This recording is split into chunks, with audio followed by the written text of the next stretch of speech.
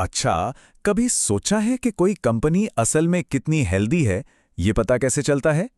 जैसे डॉक्टर हमारी health report देखकर सब बता देता है, ठीक वैसे ही कुछ खास रिपोर्ट्स होती हैं जो किसी भी बिजनेस की पूरी कुंडली खोलकर रख देती हैं। तो आज हम इन्हीं फाइनेंशियल हेल्थ रिपोर्ट्स को डिकोड करने वाले हैं।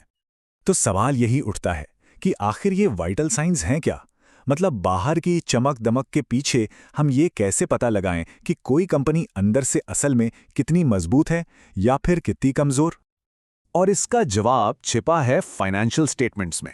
यही वो रिपोर्ट्स हैं जो बिजनेस की सेहत की एकदम साफ असली तस्वीर दिखाती हैं। और देखिए, ये सिर्फ नंबरों का खेल नहीं है, ये तो बिजनेस की पूरी कहानी बताती हैं। तो चलो शुरू करते हैं इस चेकअप का पहला part, profit and loss statement. इसे पीएनएल भी कहते हैं। इसको ना एक तरह का फिटनेस टेस्ट मान लीजिए, जो ये बताता है कि ये खास टाइम पीरियड में बिजनेस ने कैसा परफॉर्म किया। पीएनएल का फंडाना बहुत ही सिंपल है। ये बस दो चीजों का हिसाब किताब है। बिजनेस ने पैसा कमाया कितना और उसे कमाने के लिए खर्चा कितना किया, बस इतनी सी ही बात है। और इसको बनाना भी कोई रॉकेट साइंस नहीं है। सिर्फ 3 स्टेप्स हैं।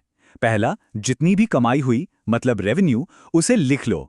दूसरा, जितने भी खर्चे हुए मतलब एक्सपेंसेस, उन्हें लिख लो। और बस आखिर में कमाई में से खर्चों को माइनस कर दो। जैसे एक एग्जाम्पल लेते हैं। मान लो टोटल कमाई हुई 50,000 रुपए और खर्चा हुआ 35,000 रुपए। तो नतीजा क्या निकला? सीधा सीधा 15,000 रुपए का नेट प्रॉफिट। पता है, इसी को बॉटम लाइन भी कहते हैं। तो पीएनएल का निचोड़ क्या निकला?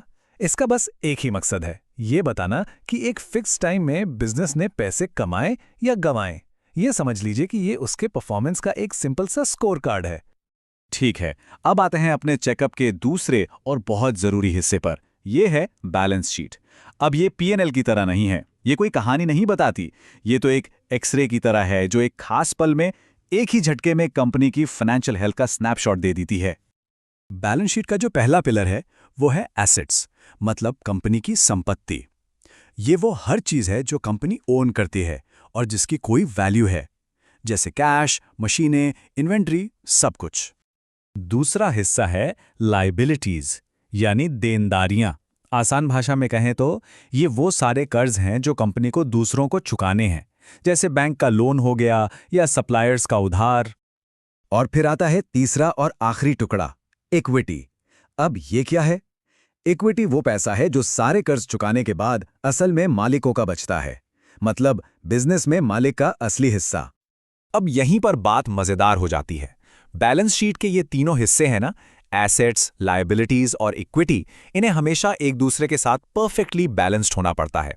ये अकाउंटिंग के एक ऐसे गोल्डन रूल से बंधे हैं जो कभी टूट नहीं सकता। तो सवाल ये है कि आखिर ये तीनों आपस में जुड़ते कैसे हैं? क्या कोई मैजिक फॉर्मूला है जो इन्हें हमेशा बराबर रखता है? और ये रहा वो गोल्डन रूल। एसेट्स हमेशा लायबिलिटीज प्लस इक्विटी के बराबर होते हैं। मतलब कंपनी के पास जो कुछ भी है उसके एसेट्स, वो या तो उधार का है लायबिलिटीज, या फिर मालिकों का अपना पैसा है इक्विटी। और ये तराजू हमेशा हमेशा बराबर रहना चाहिए।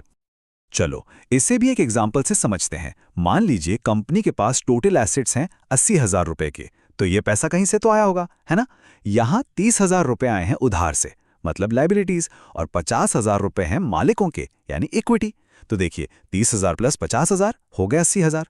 हो गया ना दोनों साइड बराबर। यही बैलेंस साबित करता है कि सारी अकाउंटिंग एकदम सही है। तो अब तक हमने ये तो समझ लिया कि ये रिपोर्ट्स क्या हैं और बनती कैसे हैं, पर अब आते हैं सबसे बड़े सवाल पर। आखिर ये इतनी जरूरी क्यों है? कौन है वो लोग जो इस फाइनेंशियल चेकअप पर इतना भरोसा करते हैं? देखिए, इन रिपोर्ट्स को पढ़ने वाले कई लोग हैं। सबसे पहले तो मालिक, उन्हें जानना है कि बिजनेस प्रॉफिट में है या लॉस में। फिर मैनेजर्स, जो इनके बेस पर ही आगे के फैसले लेते हैं।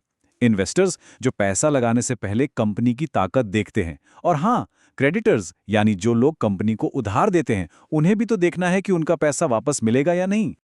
तो इस पूरी बातचीत को अगर एक लाइन में समेटें तो क्या होगा? बस इतना याद रखिए, प्रॉफिट एंड लॉस स्टेटमेंट एक फिल्म की तरह है जो एक टाइम पीरियड की परफॉर्मेंस दिखाती है, और बैलेंस शीट वो एक फोटो की तरह है जो किसी एक खास पल की फाइनेंशियल पोजीशन दिखाती है। और अब जाते जाते एक सवाल, अगर किसी कंपनी की हेल्थ को जज करने के लिए सिर्फ एक ही रिपोर्ट चुनने का ऑप्शन हो, प्रॉफिट एंड लॉस या बैलेंस शीट। तो कौन सी रिपोर्ट चुनना ज्यादा सही रहेगा और क्यों? सोचिएगा जरूर।